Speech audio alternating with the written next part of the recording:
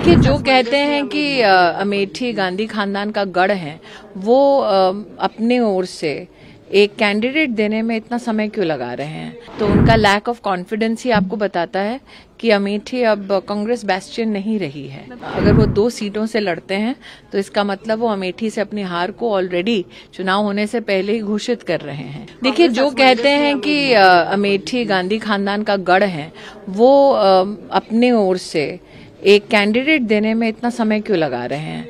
तो उनका lack of confidence ही आपको बताता है कि अमेठी अब कांग्रेस बेस्टियन नहीं रही है।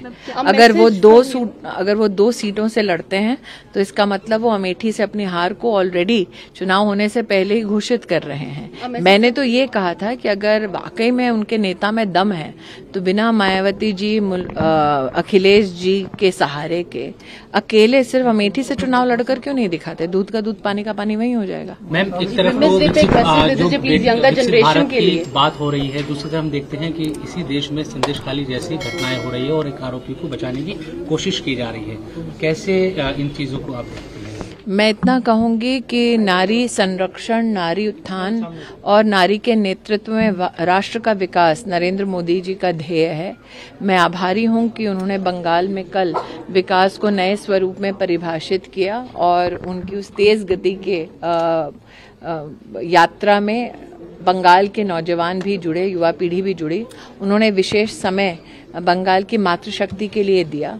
एक तरफ नरेंद्र मोदी मातृशक्ति के बलबूते पर राष्ट्र के विकास की बात करते हैं, दूसरी ओर ये अपने आप में बहुत ही शर्मनाक विषय है कि बंगाल के मुख्यमंत्री के संरक्षण में लोग महिलाओं को उनकी उम्र, उनके धर्म के आधार पर चिन्हित करके शोषण करते हैं।